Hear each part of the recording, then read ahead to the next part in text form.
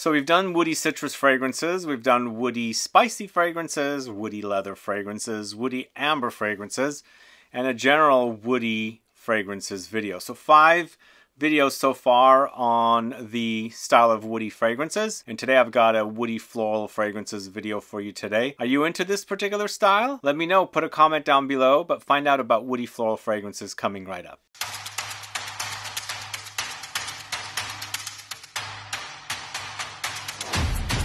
Thanks so much for tuning in. It's Sebastian. We're talking about woody floral fragrances. Let me know if you enjoy this particular style. I personally consider woody notes to be more masculine leaning and floral notes to be more feminine leaning. So the two together make for a very unisex combo, at least in my page, in my book. So I tried to find mostly unisex options here. There are a few male targeted releases, I believe. But this particular video, I had a bit more challenging time putting together the fragrances and finding them here in the 5,000 plus catalog of fragrances. I had a bit of a challenging time. I was able to find 15, but I wasn't able to find any less expensive options. So it's just one list today, no bonus options. So let me know what your favorite woody floral fragrances are. Put a comment down below and let me know if you are enjoying the videos, the series. There's been 5, as I said. So we're going to do more if you want more, but also let me know what you'd like to see. What styles, what kind of woody, what kind of fragrances would you like to see? But we're going to go ahead and get started now, starting with a fragrance from the house of L'Artisan Parfumeur. This is Le Chant de Camargue, this one right here. So this is a fragrance created by Alberto Morillas, and I forget the name of the collection, but these are focusing on regions of France and inspired by these regions. This is inspired by the Camargue in the south of France, which I've been to, I've traveled to. Was always curious to see where that salt comes from, the fleur de sel. So I took a trip there a long time ago, actually. And I like this inspiration. It's kind of salty, floral, and very, very woody. So we've got sandalwood. It's very, very creamy. Lots of sandalwood. There's Paradisone, there's Hedione, rice, and bergamot. So the Paradisone and the Hedione are the floral notes here, giving you that floral touch against the sandalwood. It is a little salty for sure, and it's also very ricey. So I don't know if you like this note of rice. I have a video on the channel. Go catch that. But you kind of get that kind of, like if you've ever opened up a bag or a box of rice, there's that kind of like rice powdery effect in there. You get that here with this fragrance with the sandalwood touch and then of course the floral notes. It's a little fresh with the bergamot, but definitely a pleasant fragrance to start with here. It's Le Chant de Camargue from the house of L'Artisan Parfumeur. Let me know if you're familiar with that fragrance, but moving on to the house of SOSPIRO, this is PASTICCIO.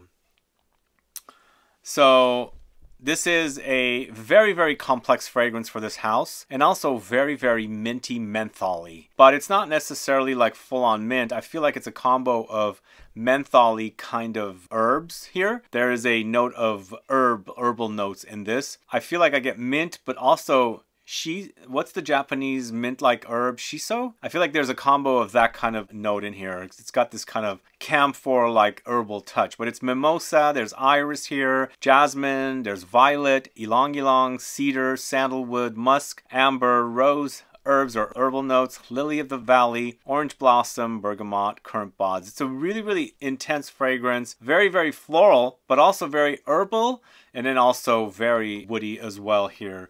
It's an unusual kind of fragrance. Try it and see what you think about it. But I feel like it's a great example of a woody floral fragrance. If you like woody floral fragrances, check that one out. It's not necessarily my all-time favorite from SOSPIRO. Happens to be Dolce Melodia still, but it's a great example of a woody floral fragrance. But moving on to the house of GUERLAIN, it's NEROLIA Vetiver, this one right here. Let me know if you're familiar with this one. Here in this fragrance, the vetiver acts as the woody component or the woody base here. But up top, it's lots of neroli. Do you enjoy neroli in fragrances? I think this fragrance is perfect for summer wear. It's very fresh. It's a floral. It's a citrus floral, so it's citrusy as well. And it's got that kind of grassy, woody earthiness of the vetiver in the dry down. But it's also got basil, fig accord, and Calabrian Nerolia, which is something I've already mentioned. But it's a wonderful fragrance, just very, very fresh with some substance there from the vetiver. So it's Nerolia Vetiver from the house of GUERLAIN. Then going to the house of AMOUAGE. This is a male targeted release, but a woman can totally pull this one off. This is Reflection Man, and my bottle is kind of falling apart, so I've stuck that tape on it so the little thing doesn't fall off of here. So Reflection Man I wore so much of when I first got into reviewing fragrances. I really like this combo. It's also kind of like a cross between Jean Paul Gaultier Le Male along with Jean Paul Gaultier Fleur de Male. So Fleur de Male was orange blossom focused, and the Jean Paul Gaultier Le Male was more lavender focused, and I feel like the combination kind of creates this Reflection Man like, you know, fragrance. But I like this combination of loads of flowers here. We've got jasmine and we've got orange blossom along with woodsy notes. There's sandalwood here, orris, vetiver, rosemary, pink pepper, cedar, patchouli. So lots of woodsy notes along with the overdose of the orange blossom. Actually, it's neroli orange blossom combo, but there's also jasmine. It's these notes together that creates for this really, really great smelling male targeted release, but I feel like this is totally unisex. A woman can totally pull this one off. So it's a wonderful woody floral fragrance, Reflection Man. I was looking at putting the extrait version, but it was not necessarily very similar, so I left that one off. So next up, we've got a fragrance from the house of ARQUISTE. It's L'Or de Louis, this one right here. I recently discussed this one in a video for the Fragrance Foundation Awards. Did you catch that video? It won an award in that video. I feel like this is definitely a very solid indie niche artisanal style fragrance. Although the perfumer behind this is not really necessarily artisanal, so I shouldn't use that word, but more indie niche because the perfumer is a Givaudan perfumer. But it's a kind of a very fresh, woody, floral, vintage style fragrance that's actually quite delicious. It wears great in the heat and warmth. It's orange blossom, French jasmine, pomegranate, bergamot, honey, Florentine orris, musk, cedar, firewood smoke, cade wood, and then a note called Olette de Chypre, which is basically a resinous accord dating from the 17th century. But if you like the idea of a fresh floral fragrance with woods and some light fruity touches, giving you a hint of some classic touches there, some vintage style, definitely try this one. And I really like this gold flakes floating around in the bottle. What do you guys think? That is ARQUISTE L'Or de Louis. Let me know if you've tried it. Moving on to the house of REINE de SABA. It's BEAUTE de REINE, this one right here. This was actually featured in a recent mystery box. It's not necessarily my all-time favorite from this house, but a fine example of a woody floral fragrance. It also has lots of musk. There's rose here, gardenia, neroli, ylang-ylang, almonds, peaches, oranges, sandalwood, lots of it, and amber extreme. You know, I forgot to tell you guys that this video is not about woods and rose. So I left off a lot of fragrances that were combining woods and rose. Also oud and rose, those have their own separate videos. This is mostly every other flower. But this is a really, really gorgeous fragrance. If you like woody floral fragrances and also musky touches in the dry down, definitely try this one. But once again, it wears really, really wonderfully in the heat. It comes alive in the heat. Plus it has a muskiness there as well. And all those flowers just bloom when the heat hits your body, and you know, the fragrance just starts amplifying off of you. So this is BEAUTE de REINE from the house of REINE de SABA. By the way, that brand is carried here in San Francisco now over at ZGO Perfumery if you guys ever want to experience that house. I feel like they're selling fast over there, that collection. But moving on to the house of AMOUAGE, it's Silver Birch, this one right here. So if you're into the idea of a beast mode style fragrance, this is definitely a fragrance you should try. It's woods, it's floral notes, plus it's got fruity notes, it's got fig here, but a great fragrance. It wears great in the summertime. It's got this major robust substance about it, but it smells great with all the woods here, the floral touches, and all the fruitiness from the fig note. There's a fig note here. So it's papyrus, fig, orange blossom, suede, vetiver, cardamom, and jasmine. So the two floral notes of the jasmine and the orange blossom creates this very fresh white floral touch against the woods and the spices. And the fruitiness of the figs. It's a really great fig fragrance, by the way. It does come off a little bit green, but for me this is more fruity of the fig, the fruits of the fig, rather than the greenness of the fig. So it's Silver Birch from the house of AMOUAGE. Let me know if you're a fan of that particular house. But moving on to the house of Electimus London, this is Imperium, this one right here.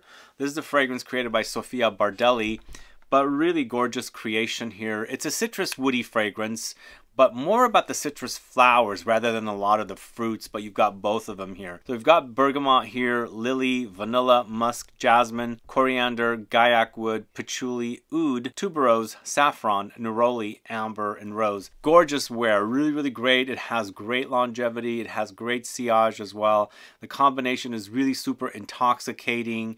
Great, just you smell fantastic. I think this has enough substance where you can wear this kind of a fragrance when it's colder outside, because it's kind of got that beefiness about it, intensity. But in the heat, man, this thing comes alive. It's a really, really fantastic fragrance. Kind of in the line of the fragrances of REINE de SABA. Just has that super sexy quality about it. And this is a wonderful creation from this house that I just recently discovered and have been pulling it here and there, and I'm really smelling great wearing it. So it's Imperium from the house of Electimus London. Let me know if you're familiar with that house and also that particular fragrance. So up next, we've got a fragrance from the house of Nichane. It's Temp Fluo, this one right here. Are you guys familiar with this one? So Temp Fluo actually garners me compliments when I wear it. There's an interesting bubblegummy effect happening here, and I feel like it comes from the white floral notes that are in here. But it's all about the citruses of bergamot and mandarin, along with saffron, jasmine sambac, orange flower, pralines, cashmere wood, cedar wood, and vanilla. And by the way, cashmere wood is a musky note that is not necessarily like the cloth or the material cashmere, but it's a woody, kind of a musky fragrance, just like Ambroxan or ISOE Super. They don't smell alike, by the way, but they're used to create this kind of depth in fragrances and create a muskiness. Here we've got a kind of a woody characteristic of cashmere wood in here, along with cedar wood, and some sweet touches from vanilla, but it's a really, really wonderful fragrance. Between all four of the fragrances that launched together in this series, I felt like Temp Fluo is my favorite because it garners me compliments. People tend to like this one off of me. And the bubblegummy effect I was mentioning that's in here, it's not super potent. It doesn't smell like full-on bubblegum, but it has that kind of a fun playfulness about it when it kind of reminds you of bubblegum. But either way, Temp Fluo is a great woody floral fragrance. Let me know if you're familiar with that fragrance. But the next fragrance is also another one that garners me compliments. This is Jeroboam's Gozo, this one right here. This fragrance actually smelled different to me when I first started wearing it. Later, my nose adjusted to it or readjusted to it, and the fragrance experience is different later. Has anything like that happened to you guys? When you wear fragrances years down the line, the fragrance starts smelling different? That's what happened with me here. For me, when I first started wearing this one, it kind of reminded me of a head shop incense and patchouli and nak champa kind of a thing with candy. Like you go to these shops and they're selling candy with incense and things like that together. It was that combo. Plus it is all orange, so it kind of looked like hard candy. But now it's very floral and a bit patchouli, and it's super, super sexy, and it smells great in the heat as well. So it's patchouli, white musk, cedar, ambroxan, violet leaves, saffron, tuberose, and geranium. If you haven't gotten your nose on this one, please do. It smells really, really great. You can liberally spray this stuff if you can tolerate it, and just smell fantastic. And people will ask what you're wearing, because I get compliments with this particular fragrance as well. Really wonderful offering from the house of Jeroboam. It's Gozo. It's a funny name, but it's a great fragrance. But moving on to the house of Thomas de Monaco, it's Au Coeur, this one right here. Are you familiar with this one? This is not one of the most popular. Obviously, Raw Gold is the most popular. But to me, I feel like it's a relative of Raw Gold, and it's not necessarily the most honeyed, sugary fragrance, but it kind of has familiar touches like the Raw Gold. So it's a beautiful magnolia fragrance here, lots of magnolia with pink pepper, ambroxan, rose, tonka, musk, osmanthus, cedarwood, and oakwood. Lots of woods, but the magnolia is super, super potent in this, that it is basically what you're getting with a little dabble of rose in here. Quite spicy and also musky from the ambroxan note. It gives it depth here, and it makes for the fragrance to last longer. But off of you, this stuff smells fantastic. It is really, really a sexy wear and one of the best fragrances from this house. This is my second favorite. No, Sol Solgado is my second favorite, but this is definitely third. It used to be my second before Sol Solgado launched, but really a wonderful take on a woody floral fragrance. This is Occur from the house of Thomas de Monaco. I lost my train of thought there, but moving on to the house of Le Labo. It's Ylang 49, this one right here. Are you guys familiar with this one? This has vintage vibes for sure. It's oak mossy. This can also be in a list called Chypre, woody Chypre fragrances, because it's definitely a woody Chypre fragrance. But it's highlighting Ylang-Ylang with patchouli, there's oak moss, there's Gardenia, Vetiver, benzoin. So it's the Ylang-Ylang and the Gardenia note here to create all of the floral touches against the woody notes of, you know, the patchouli and things, and the oak moss and things like that.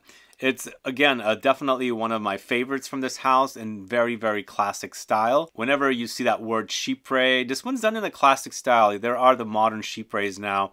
But to me, this one kind of takes me back to the 70s for some strange reason, when they were making fragrances like Aromatics, Elixir, and things like that. But a wonderful, wonderful fragrance. If you like classic leaning fragrances, try Ylang 49. I think you won't be disappointed. One of the best from Le Labo, and definitely love wearing that one. So up next, going to the house of Xerjoff. This is Join the Club 400.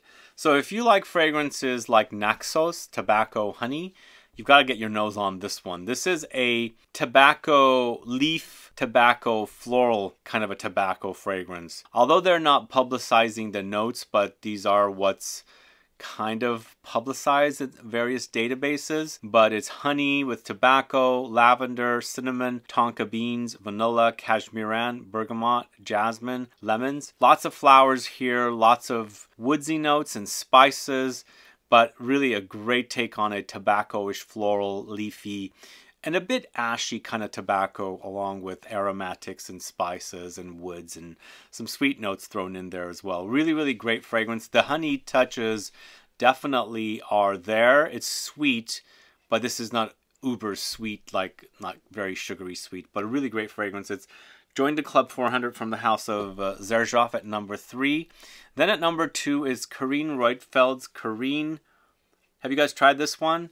This one's a really sexy fragrance with the patchouli and gardenia and jasmine combo. Patchouli is the woody note here. It's very earthy, it's woody, but this also has pink pepper, there's vetiver, cashmeran, white amber, and a really, really great fragrance. It doesn't wear super heavy and dense and weighty, but it has a lingering power because of the patchouli note in here. And it just lingers on, and then it projects off of you with a little bit of a body heat and creates for a very sexy projection coming off of you. I really love this one. Created by Dominique Ropian. If you like the idea of woods and flowers, earthiness, patchouli, definitely try Carine by Carine Roitfeld. That's at number 2. And then finally at number 1, it's the latest Maison Crivelli. It's Tuberose Astral. This one actually garners me compliments as well. I really love the fact that it does. To me, it is such a great fragrance. It's become a favorite of mine from this house. I love it. I love its intensity. I love its super sexiness. I love its bubblegummy characteristic. I love its succulent qualities, and just a really long-lasting fragrance that I really enjoy.